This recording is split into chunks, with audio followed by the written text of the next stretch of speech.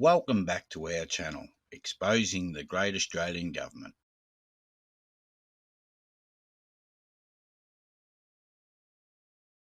Treasonous actions by the political parties have removed our Queen from our primary law, Commonwealth of Australia Constitution Act 1901 as proclaimed and gazetted, removed our Queen from our Parliament, removed our Queen from her title, removed our Queen's enacting manner and form, removed our Queen from her courts. By the above, the treasonous political parties have, in a sense, killed our Queen. Political parties have copyrighted our primary law, Commonwealth of Australia Constitution Act, 9th of July 1900, and changed the constitutional and official definitions, then put their great seal of their Australia over it. Treasonous political party corporate Queensland, treason from within, Queen of Australia. We've got the beautiful looking traitor on the left hand side, pile of shit. We've got Queensland Parliament, which is treason. Then we've got another Elizabeth II, but it's got Queen of Australia written on it. Supreme Court of Queensland, all treason. Then we've got, what do we got here? 7 of them. Yeah. So the above 6 so-called Queensland governors all sold their souls to the treasonous political parties, all appointed by public seal of the state. The state has taken ownership of the Crown. Therefore, all 6 governors sit in treason. These treasonous governors have no Crown and constitutional authority.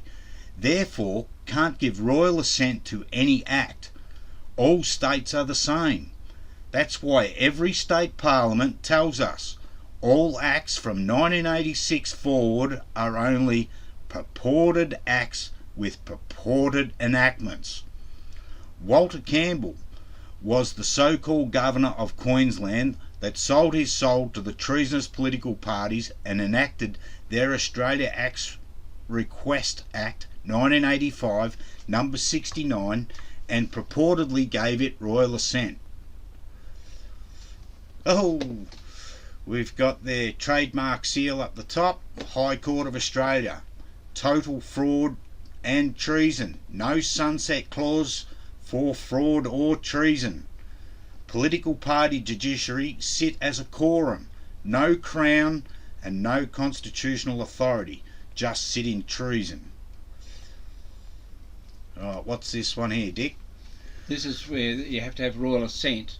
This is what they've turned around in the back door. They've changed our Commonwealth of Australia Constitution Act, Section 58, royal assent to bills. Now, we don't have a Governor-General to give royal assent, and we don't have any state governors to give royal assent. So therefore, this is, in a sense, changing our Commonwealth of Australia Constitution Act by taking out the authority. And also, when you turn around and you've got Section 61 where the Governor-General sits there as representing Her Most Excellent Majesty, all this has been done through the back door. You've turned around and they've changed the definitions of the Queen, all this sort of thing. It all boils down to total treason against our Commonwealth of Australia Constitution Act and state constitutions, our original constitutions. Like, this whole system is a play on definitions, but using the same, like they still use 1901 Acts Interpretation Act, but they created again in 1973, but just it's a con job to refer back to the original acts as if they were still valid today. But you can't have those original acts under their system of a sovereign, independent and federal nation in a geographical sense. The geographical sense basically tells you it's just writing on a piece of paper. So in all sense, we're fighting the pen. So that's all we've got to stand up to against. Plus these idiots, they run around in uniforms, calling themselves federal police, state police. The whole damn lot of them are mercenaries, and that's the best name you can call them, because basically quite honestly, they're just straight out pigs. I agree. And also, while we're in our Commonwealth of Australia Constitution Act, with this, what they've changed is if you go to sections 51, subsection 6, all forces, like all the Governor General is the Commander-in-Chief, all those forces there, as well as state forces, are to support and Defend the laws made by the Parliament of the Commonwealth. So where are they? All hiding. All right, what do we got? Treason, Crimes Act, 1914 to 1960. Extracts from the Crimes Act, 1914 to 1960 of the Commonwealth of Australia. Treason. This I've used this piece here because the simple fact is that they've changed everything, and you don't have from 1960 forward, you don't have a Governor General to change anything valid. So anything he's changed is just a piece of shit. Is that why they stopped it at 1960? Right. That's how I understand it, anyway. Yep. Treason, number 24. 1. A person who A. kills the sovereign, does the sovereign any bodily harm tending to the death or destruction of the sovereign, or maims, wounds, imprisons or restrains the sovereign. When you look at restrains the sovereign, we've actually restrained her, we've imprisoned her, in the sense that we've turned around and put the Queen of Australia in place. We've changed her definition, we've changed the sovereign's definition. All these things have restrained her from her courts, her parliament. Like the Queen sits in our legislative assembly as well as the members of the House of Representatives, as is represented by the Speaker of those two houses. We've restrained it by creating a parliament under a sovereign independent federal nation. B. Kills the eldest son and her apparent or the Queen consort of the sovereign. C.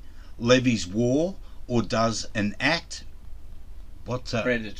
preparatory to levying war against the Commonwealth.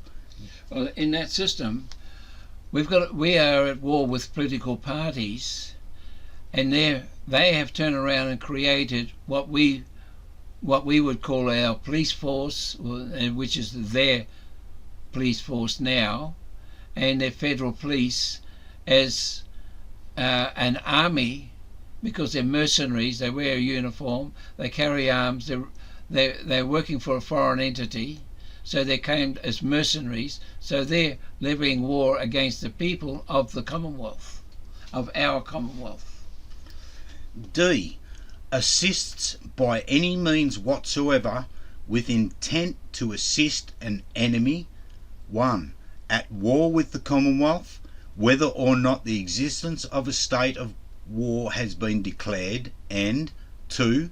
Specified by proclamation made for the purpose of this paragraph to be an enemy at war with the Commonwealth. E.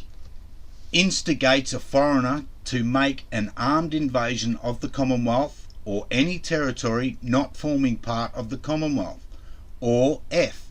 Forms an intention to do any act referred to in a preceding paragraph of this subsection and manifests that intention by an overt act, shall be guilty of an indictable offence called treason and liable to the punishment of death.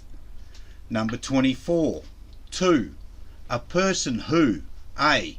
receives or assists another person who is, to his knowledge, guilty of treason in order to enable him to escape punishment, or B. knowing that a person intends to commit treason, does not give information thereof with all reasonable dispatch to a constable, or use of other reasonable endeavours to prevent the commission of the offence, shall be guilty of an indictable offence, penalty, imprisonment for life. This here is, like I explain to people, every time you write to your council, your police, the political parties, you should be putting under that you have transferred the guilt of knowledge of treason to put their names in, and to their heirs and successors, because you're transferring your guilt forward, because you're of the understanding that these political parties are sitting in treason. And you cannot have the knowledge of treason or even think of treason without transferring that knowledge to somebody who thinks they have authority over you, which is your useless bloody police force or your courts. I last time I was in court, I put treason straight into the court, and they just went right off their heads about it, and the lawyers carried on with it. But the thing was, I just transferred the guilt that I knew of treason and the facts that I knew of treason to them all. So they're all sitting there in treason. So that in a sense, if they haven't done anything with it, so they're in a sense they're entitled to the death penalty. And they all know. What do we got? 24.3. On the trial of a person charged with treason, on the ground that he formed an intention to do an act referred to in paragraph A, B, C, D, or E of subsection 1 of this section, and manifested that intention by an overt act, evidence of the overt act shall not be admitted unless the overt act was alleged in the indictment. 24.4. A sentence of death passed by a court in pursuance of this section shall be carried into execution in accordance with the law of the state or territory in which the offender is convicted, or if the law of that state or territory does not provide for the execution of sentences of death, in accordance with the directions of the Governor-General.